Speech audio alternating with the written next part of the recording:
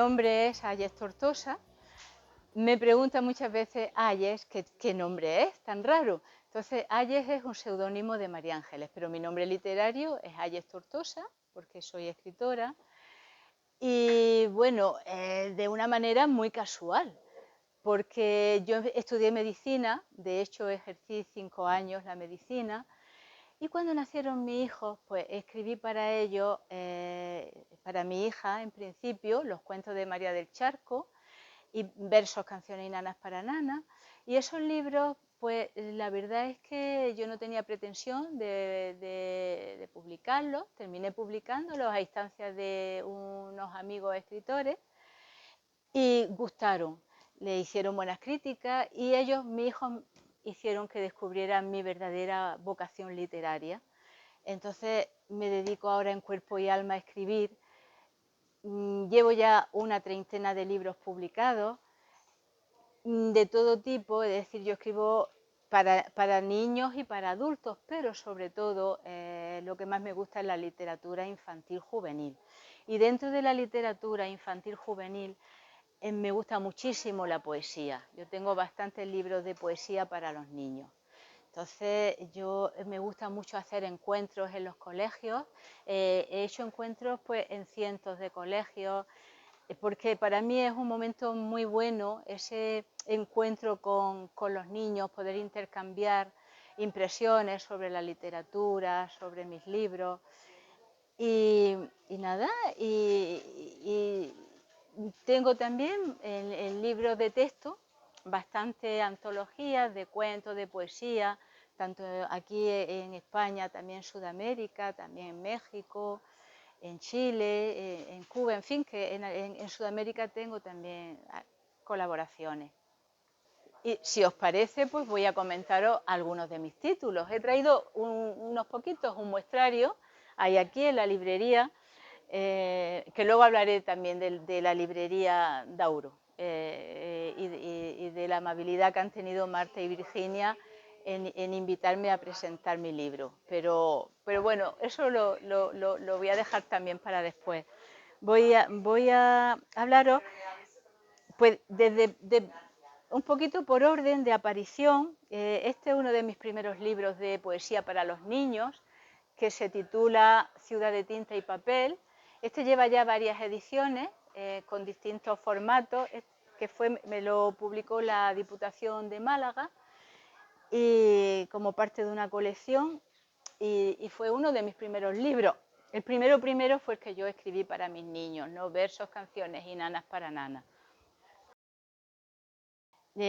Otro libro que publiqué después, Gran Jefe Cielo, también pues para los niños. Estos son pues, lectores un poquito más pequeños, a partir de los 6 años. Mi árbol genealógico, ojo que no genealógico, que me dicen siempre, además en los colegios me dicen que te has equivocado. Digo, no, genealógico, porque habla de mi familia, de mi antepasado, y eran geniales. Entonces por eso se llama así. Después, bueno, este ya es para adultos, siguiendo con el mar, porque el mar está presente en casi todos mis libros. El mar y los gatos, no sé por qué, los gatos también, pero y entonces versos marineros, que de alguna manera fue el iniciador del libro que voy a presentar esta tarde. También contribuyó mucho este libro, la misma zona a la que describe. Otro libro de poesía para los niños, estos son primeros lectores, Ratoncito Pon. Entonces son primeros lectores y también para leerlo junto con sus padres, con los adultos, con sus profesores, porque juego mucho con la onomatopeya, con los sonidos de palabras. Entonces esto es para niños así que se inician en la poesía y en la lectura. Y este es un librito mío de Si yo fuera un pez. Es un libro, seguimos con el mar, seguimos hablando del mar y de juego de los peces. Este libro también lleva varias ediciones, porque sí es verdad que me lo piden bastante, el libro de Si yo fuera un pez, porque el tema monográfico del mar, del mundo de los peces, de todo. Entonces también es un libro al que le tengo mucho cariño. Este ahora viene para adultos. Este es como una réplica de mi primer libro, Versos, canciones y nanas para nana, ese era infantil, era de juego con mis niños, y esto es de juego con mis nietos, aunque es para adultos, es decir, es cuando yo he vuelto de nuevo al lugar donde yo escribí mi primer libro.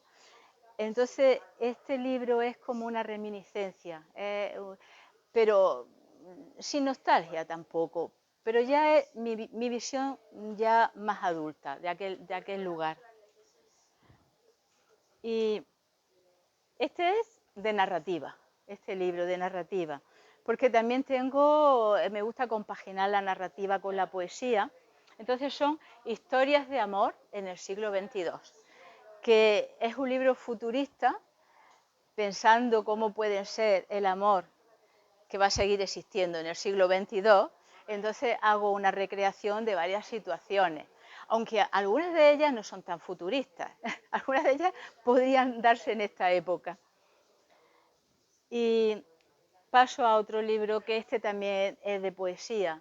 Este libro también le tengo un especial cariño, porque se llama Cosas insignificantes, que aquellas cosas pequeñitas con las que hemos jugado, los niños juegan, una hoja, una canica, una pelusa que se encuentran en el suelo, una cristalina de la playa. Este me lo inspiró mi nieta, porque la descubrí que había hecho un desconchón en la pared, y digo, ¿pero qué hace? Dice, pero estoy haciendo un submarino. Entonces digo, voy a escribir un libro sobre esas cosas insignificantes con las que juegan los niños.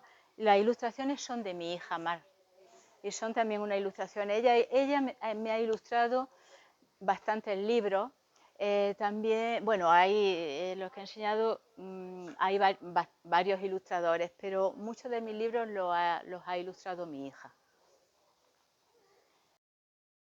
Bueno, y hay un libro que no lo he traído, que quisiera hablar un poquito de él, porque el libro anterior al que voy a presentar esta tarde es un libro de poesía también, pues para niños y en general para todas las edades. Se llama Andando por las ramas. Y como su mismo nombre indica, es un libro que trata de árboles. Y entonces vienen muchos árboles de los que hay en Granada, de los que hay. Y es el libro anterior, que también está ilustrado por mi hija Mar y por alumnas suyas, porque ella tiene un taller de dibujo. Y también es un libro bonito, el anterior a este, que voy a presentar, el que voy a presentar ahora, que son los cuentos del Mediterráneo.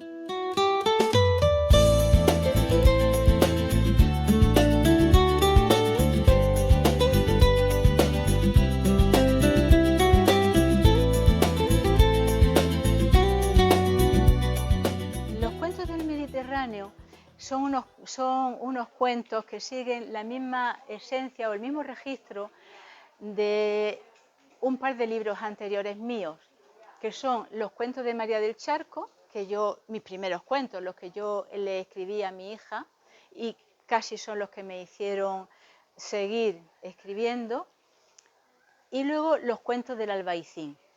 Es una manera similar de estar escritos.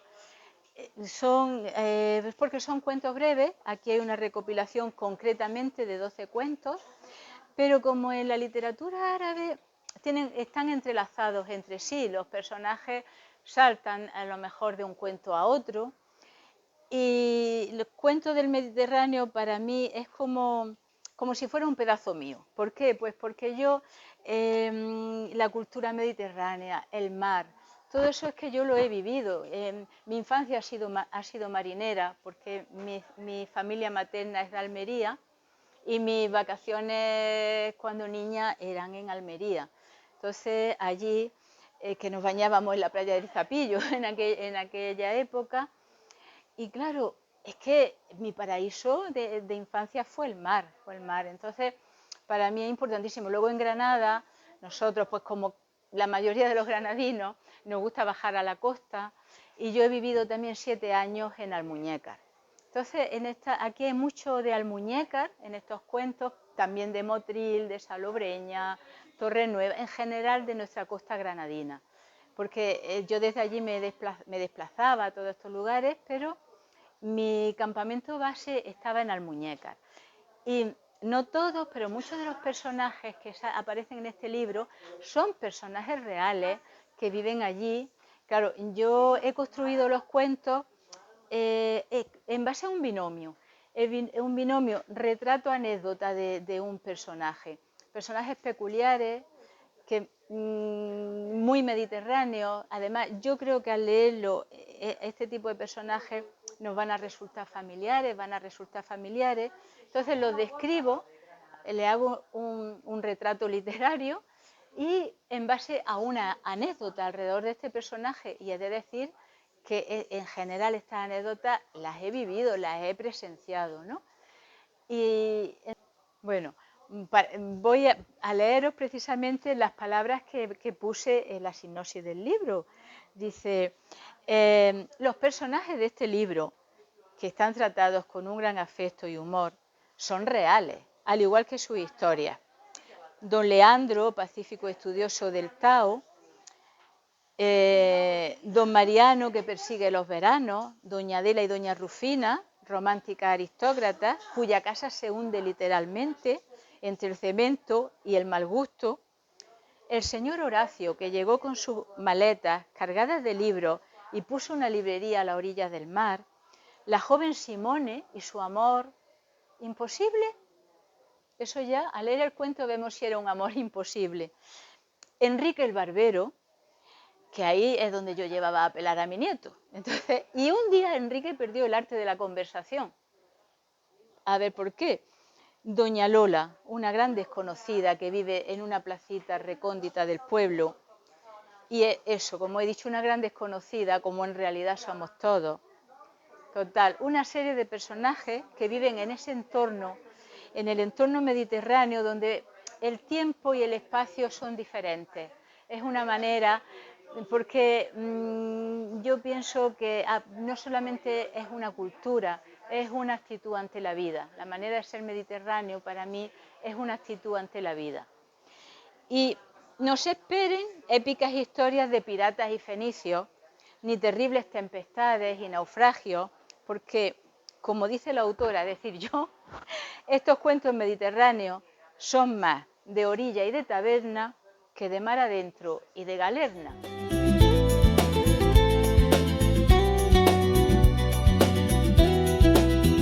Pues bien, estos cuentos yo los gesté hace ya un poquito de tiempo, cuando yo vivía en Almuñécar.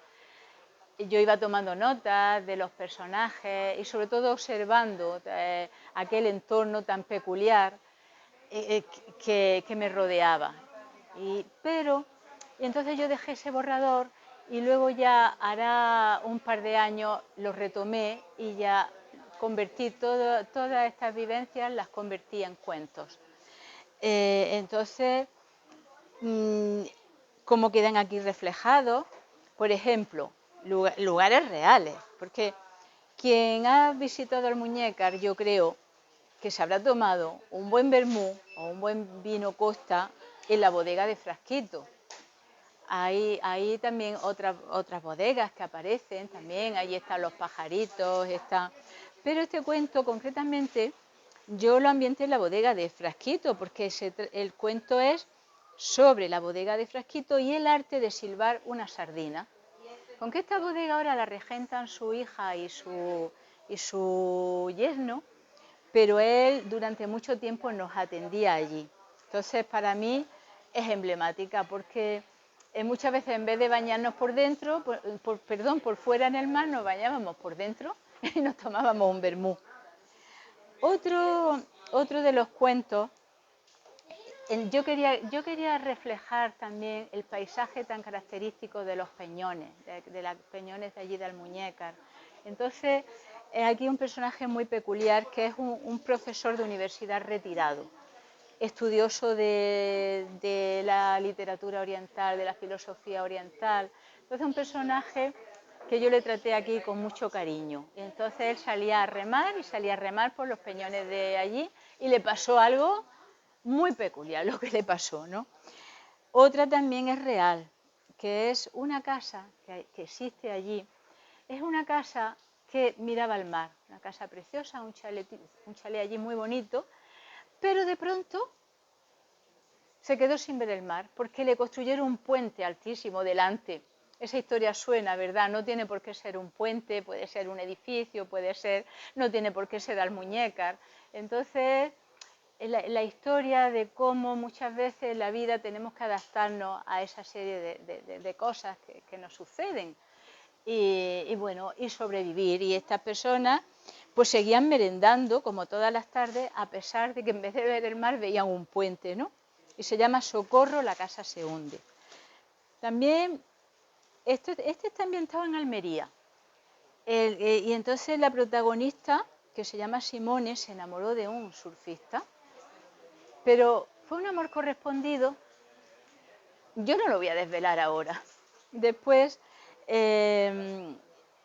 la barbería de Enrique, donde se pelaba mi nieto, y perdió la conversación, porque para un barbero perder la conversación, madre mía, es que casi es una herramienta de trabajo, lo mismo que las tijeras. Las tijeras y el peine y la conversación. Entonces, luego, este está ambientado en Salobreña y es un pacífico, entre comillas, encuentro en el paseo marítimo. Fue un encuentro entre un poeta y una serie de personas. En teoría muy pacífico, pero la cosa derivó y al final no terminó tan pacífico. Ese está ambientado allí. Aparece también, en otros cuentos aparece Motril. He de decir que ahí aparece un personaje que es Doña Lola, que vive en una placita del pueblo de Almuñécar. Y he de decir que yo me identifico bastante con Doña Lola, aunque a mí no me gusta, cuando yo escribo, a mí no me gusta, digamos, ser muy autobiográfica o no me gusta, pero yo cuando leo el cuento de Doña Lola, pues casi pienso que es un alter ego mío.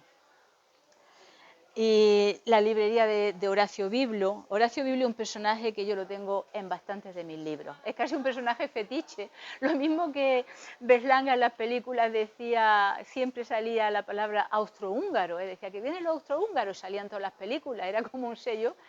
Pues Horacio Biblo aparece, yo creo que aparece en 4 o 5 libros míos. Y Horacio Biblo tenía que aparecer con sus maletas cargadas de libros para poner una librería allí a la orilla del mar. No tenía muchos clientes, pero bueno. Y entonces, este también es un cuento almeriense, porque don Anselmo vivía en Almería y don Anselmo era el hombre amado por las mujeres, porque estuvo siempre rodeado de mujeres.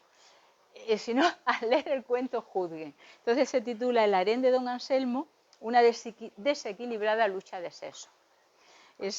Y así repasando alguno más, tampoco quiero extenderme mucho, ¿no? Sobre los peces voladores y muchas otras cosas que nos salvan de la desolación. Pero de este cuento luego me gustaría leer un pequeño fragmento. Lo he elegido para leer. Y termino con la historia de una fotógrafa japonesa que se llama Chinami Tomizawa, y ella se enamoró de la costa nuestra, de la costa de Granada, y se quedó a vivir en una casita allí y revelaba sus fotos porque las mandaba a Japón y con cartas a la familia, claro, las cartas escritas de derecha a izquierda, ¿no? Y entonces esta japonesa pues le pasó algo que perdió las fotos o quizás no las perdió.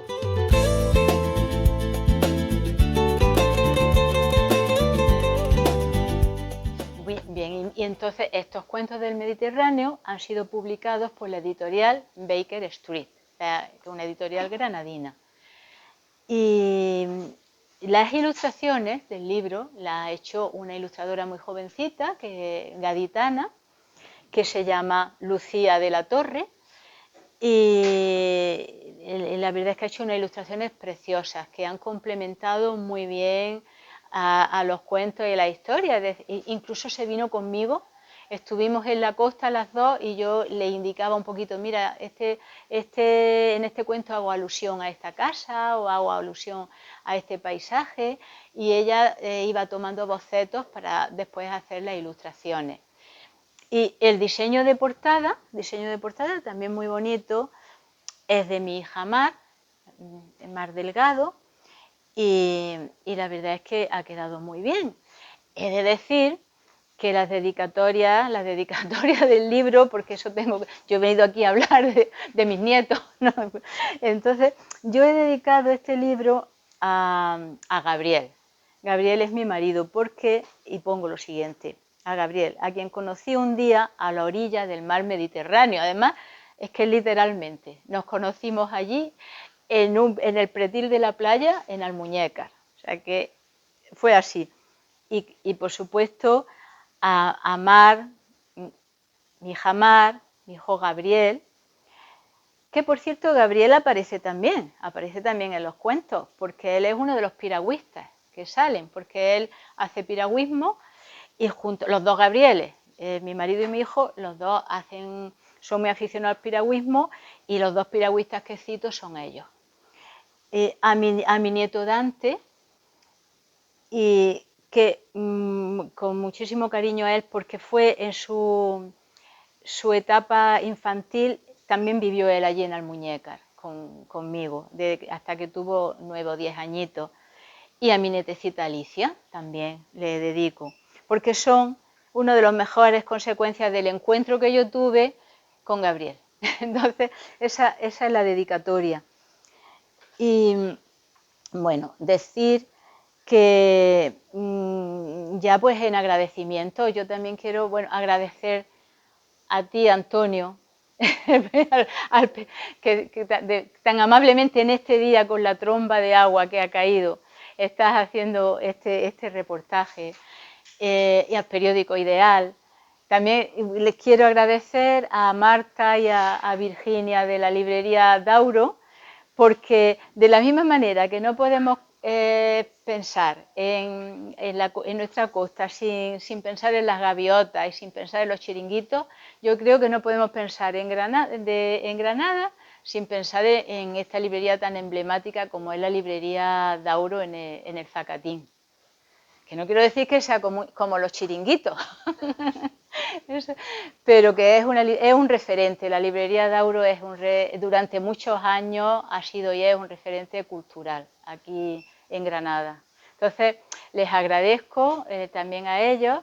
Bueno, hablar de la presentación del libro, que me va a ser aquí, en la librería Dauro, a las 8 de la tarde. Vamos a estar aquí. Me va a acompañar en la presentación mi editora Mar Delgado, va a estar conmigo, y a la cual estoy también muy, muy agradecida. Entonces, me encantaría veros aquí y no sé, y rodearnos un poquito de nuestra costa, de nuestro mar Mediterráneo, aquí en el corazón de Granada, en la librería Dauro, a las 8 de la tarde, los cuentos del Mediterráneo. Y bueno, y ya para terminar, voy a leer no voy a leer el cuento entero, porque tampoco no quiero ser pesada, pero yo creo que con lo que lea, a ver, yo creo que va a ser suficiente. Yo he elegido, me voy a poner otra vez las gafas.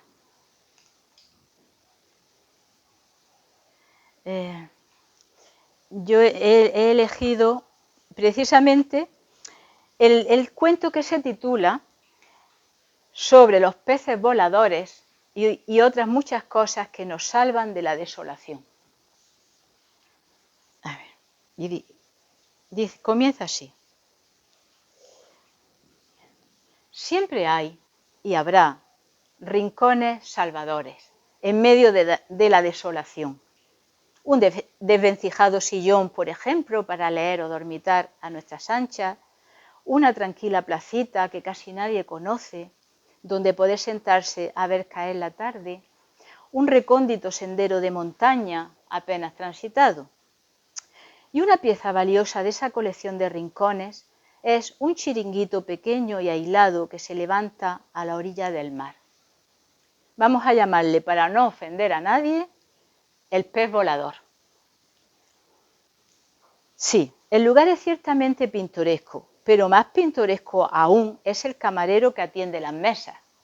Damián, pongamos que se llama así, es bajito, de mediana edad y moreno, muy moreno, con ese color de piel que da el estar curtido por las muchas horas pasadas en la mar, bajo el sol. En estas personas nunca aciertas a saber si ese tono de color lo dan los genes o el ambiente. Es lo que en estas costas se conoce como un marengo. El color oscuro y curtido de su piel lo acentúa todavía más el blanco luminoso de su camisa y de sus dientes, así como el negro azabache de sus ojos y de su pelo muy repeinado hacia atrás. Añádanle un pantalón gris arremangado y unos pies descalzos y encallecidos y ya tienen la imagen de un pescador de barca, que no de alta mar, de esos que pescan con caña, pero también al boliche o al palangre. Intenta Damián disimular sus maneras de bizarro marengo con una cortesía exagerada que la mayoría de las veces no viene a cuento, y también con el chapurreo de lo que podemos llamar un spanglish afrancesado y germanófilo, es decir, una jerga inconesa en la que mezcla palabras de distintos idiomas que va escuchando aquí y allá. Pero sigamos con Damián. Nuestro marengo no es un gran viajero, sus vuelos más que emular a los de las aves que migran periódicamente hacia otras costas más cálidas, son más bien gallináceos. Tiene muchas menos millas marinas, pero tanta mundología como don Cristóbal Colón. Se puede afirmar que, sin apenas moverse, solo con tener el oído presto y observar el comportamiento de esta variopinta especie que es la humana, conoce más mundo que el famoso almirante. Good tarde, very well, monsieur et madame, danken che, bon manjar, guten Nacht, dice a la pareja de extranjeros. Estos son los clientes habituales, que se sientan en el pez volador, atraídos por el penetrante olor a mar y por lo pintoresco del bar. Y acaso también del camarero. Good evening, can we have 2 glasses of white or red wine? Buenas tardes, ¿podemos tomar 2 copas de vino blanco o vino tinto? Le contestan. All right, a ver de gusto plaisir, contesta solícito Damián, poniéndose la bandeja a modo de escudo delante del pecho y haciendo una reverencia. Acto seguido desaparece en el interior del bar y aparece con 2 copas vacías y una botella de vino, blanco o tinto según su caso, sobre la bandeja. La botella está sospechosamente descorchada. Vete a saber si no contendrá un vino a granel. Por cierto, con frecuencia tan bueno o mejor que muchos embotellados. Luego Damián, todo ceremonia, todo inclinación, todo jerigonza semi-inteligible, vierte un poco de vino en cada copa y lo da a degustar. ¿C'est guten? ¿Vous gustez das marqué? ¿Vous préférez une autre? ¿Is well? Los extranjeros intuyen más que entienden lo que el atento camarero les dice y asienten sonrientes con la cabeza. Yes, it's good. Oui, c'est bon. Certo, molto bene. Ha, is it out? Entonces el camarero, satisfecho y con el brazo izquierdo hacia atrás, tal y como lo ha visto hacer en restaurantes de lujo, le llena ambas copas del todo y les deja la botella sobre la mesa para que la apuren a su antojo. Tras esto les muestra una carta abierta en la que hay fotografías de diversos platos de pescado frito o a la plancha, sardinas, chopitos, boquerones, calamares, pulpo. Bueno, espero que no tengáis mucha hambre.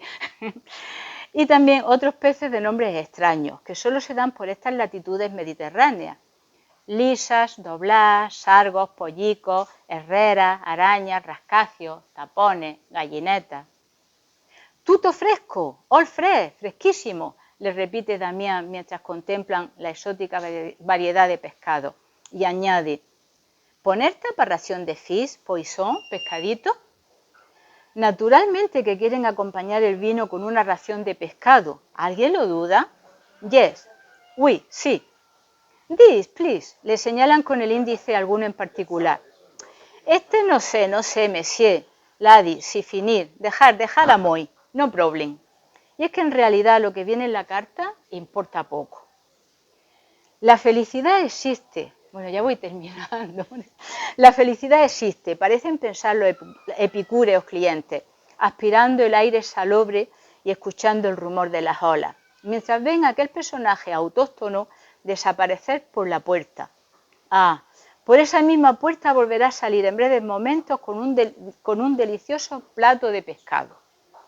¿Cuál entre tanto muestrario? Bueno, no importa, al fin y al cabo eso es lo de menos.